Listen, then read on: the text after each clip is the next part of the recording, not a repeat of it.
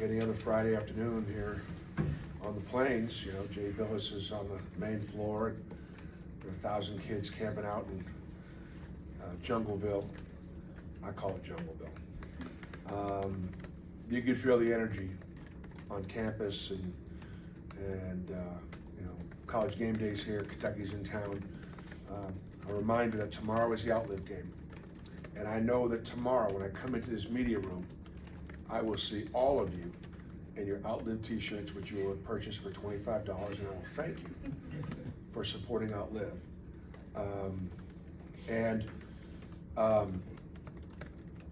The game is extremely important, but I'm gonna call a 20-second timeout and just tell you that, you know, in partnership with the Mike Sly Family Foundation for Cancer Research, we will be having free prostate screenings, testing, blood tests on the concourse tomorrow. We'll have over 100 men have their prostate screened and checked, okay? If we have 100 men that do that, 10 will find out they have prostate cancer or are about to have prostate cancer. And so Outlive is important because the best way to survive your cancer is detected early. And so I encourage all our fans to get here early and take advantage of those free screenings. I will be doing it, getting my annual screenings, and my numbers have gone up over the years, and I'm a candidate for prostate cancer at some point. Hopefully, if that ever does happen, we'll know about it sooner than later. Appreciate everybody again buying your t-shirts. If you come to the game tomorrow and somebody's sitting next to you and they don't have a t-shirt, please shame them into buying one. Don't want any fist fights in the stands, but I promise you that I would be doing it. Kentucky's really good. They're one of the best offensive teams in the country. They have 5 guys averaging double digits scoring, 4 guards. They're a really tough cover. You know, they've got 4 or 5 guys that are in mock drafts, you know, for next year.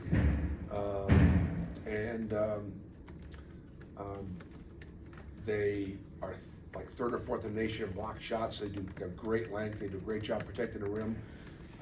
We struggled against Florida's length, and we're gonna have to find a way to not allow, you know, Kentucky's length to have the same, you know, have the same impact on us that Florida's length did. This is the best 3-point shooting team that John Calipari's had, in my opinion. There's about 3 or 4 guys out there that if they can see it, they can make it, making them a really, really tough cover. Our guys have obviously worked really hard to put themselves in position to be in position. Questions? Matt? So I believe Auburn had beaten Kentucky once in like 25 years before you got here. I think you're 6-8 against them all time. I guess, how have you, now that you're sitting here for another college game day game against Kentucky, seen Auburn kind of rise that it can be at this point where it's consistently competing against, you know, the standard that the SEC was and maybe had before you got here? Well, I mean, Kentucky's still the gold standard in our league, and they always will be. That's never going to change. And if you want to be relevant in the world of college basketball, if you want to be relevant in the SEC, you got to beat Kentucky every now and then. And so, you know, we were able to do it my second year, which obviously gave us some wind in our sails, a little bit of hope that we could get this thing going. So I like, you know, having been at Tennessee at a time when Auburn was good but not great. It was simply a game that we had on our schedule that we didn't want to overlook, that we knew we had to play hard to win, but it wasn't one that we were excited about playing. And we wanted to work really hard so that Auburn basketball wouldn't be holding the rest of the league down. And maybe someday it would be a game that other teams at the top of our league would be excited about playing. Coach, forgive the kind of funny question here, but you know, you talked about the kids camping out. I'm curious, have you ever camped out for anything? And if not, what is something that maybe would get you to camp out, you know, for 24, 60 hours? Well, I mean, as a kid, we camped out. As a kid, we camped out. That was a lot of fun. And we camped out more than just in some neighbor's backyard, you know. We'd go walk a trail and hang out and camp out. So I enjoyed that. I don't know that I've never camped out for a ball game. The closest thing I guess I could, when I was a student at Boston College, one of the things that I was in charge of was getting the buses, as a student, was getting the buses to go to the Big East tournament, student buses. And then we did get one bus to go to Bloomington, Indiana that I organized and brought some students as a student out to an NCAA tournament. It was actually a regional in Bloomington. I didn't travel with the team on that trip. Coach Davis had me organize a bus trip, and so that's the closest thing I think I've ever gotten to be at camping out. Bruce, other than shooting the basketball, what do you when you turn on the film from Wednesday night? What do you show your team and say, hey, that's one of the keys for this team to be successful? Yeah. One of the things about show preps is I'm sure the kids have watched the game themselves. They have not watched it with me. You know, you get done with the game Wednesday night and you're just on to Kentucky right away. And so, we took open shots. We took some shots in rhythm. We took shots in rhythm on a big lead. And then that's sort of helpful to be able to make more shots. The tough shots are the ones in the first 10 minutes of each half, when you're really going to be contested, when you're really going to be guarded, and so I thought the big key would be, I thought we really shared the ball. I mean, I thought we worked hard to try to keep that ball moving and turn down good shots to get some better shots. And obviously, Jalen Williams had some big tough shots in the first half, and it helped us a lot. And then Jedi obviously making 3 in the second half expanded our lead. I think you got to worry about with Kentucky is long shots, long rebounds, and they're elite in transition. So if they're not taking the ball out of the net after a 3, they're pushing it down the floor and they're dunking it on you, or shooting their own 3s.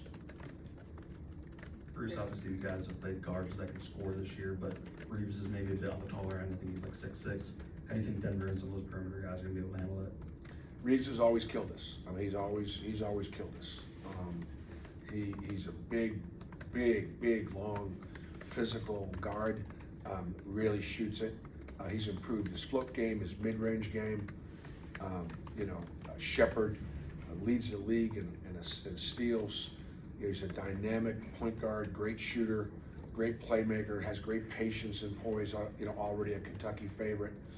Dillingham is a one-man scoring machine. He scores like I breathe. I mean, he's a very, very dangerous microwave type of a player. Wagner is, and all those guys I just mentioned, Wagner may be the highest ranked as far as the pros are concerned.